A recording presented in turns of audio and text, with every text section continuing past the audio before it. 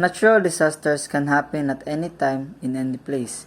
Most of these disasters can prove to be unexplainably devastating to those who become victims to it. Even though natural disasters are described as adverse events that come as a result from natural process of the earth, and that there is nothing that we can do, try as we may, to prevent them from occurring, there are different causes which may lead to these disasters. By being aware of what these causes are, we can be better prepared for them. To reduce exposure to hazards, lessening vulnerability of people and property, wise management of land and their environment, and improving preparedness for adverse events in the Philippines. The National Disaster Risk Reduction and Management Council, or NDRRMC, plans and leads the guiding activities in the field of communication, warning signals, emergency, transportation, evacuation, rescue, engineering, health and rehabilitation, public education and auxiliary services such as firefighting and the police in the country. Often without warning disasters hit.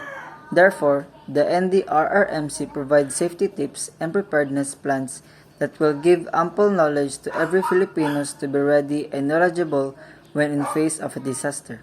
First, flood is one of typical disaster that most Filipinos face in the Philippines.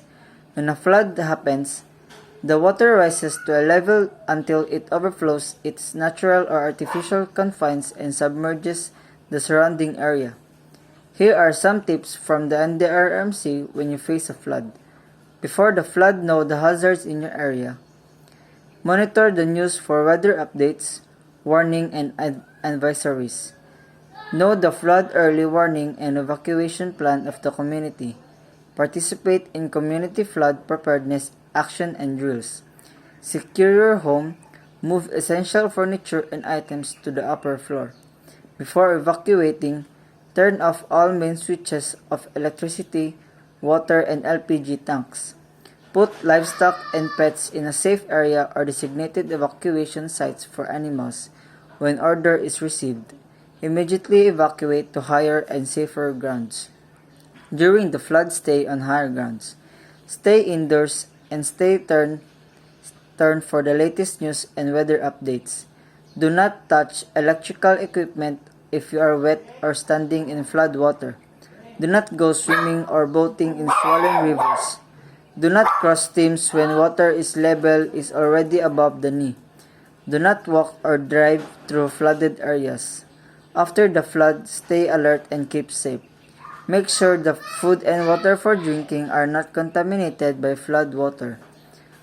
Only leave the evacuation center when authorities say it's safe to return home. Second, we all know that fire disasters often occur in the Philippines. Frequently, we see news reports about fires happening in some cities in the Philippines. That's why NDRRMC offers safety tips to teach everybody on how to prevent fire disasters from happening. Prepare a go bag, know and practice your evacuation plan. Ensure fire alarms work. Prepare and learn how to use fire extinguisher. Ensure that stove and gas range are closed when not in use. Do not leave matches, candles, and even cigarettes unattended. Check your power regularly. Don't burn trash near houses and buildings. Teach everybody in the family, especially children, in fire safety and hazard of flammable materials. Practice and participate in fire drills. Finally, since the Mindanao region recently experienced consecutive earthquake disaster last year, the residents should apply the earthquake safety precautions if ever another earthquake disaster arises. From the NDRRMC, before an earthquake happens, know the hazards in your area. Familiarize yourself with the exit routes and evacuation. Check your house and have it repaired if necessary. Store harmful chemicals and flammable materials properly.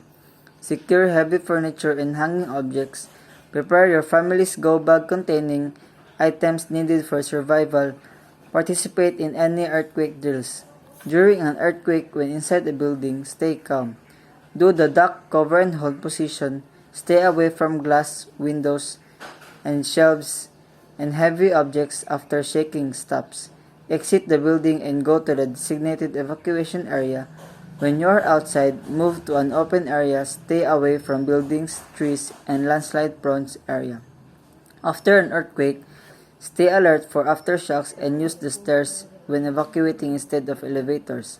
These tips from the NDRRMC will help Filipinos to be prepared and ready when facing a disaster. Like what Kuya Kim said, ligtas ang may alam. Prevention is better than cure. Stay safe, my friends.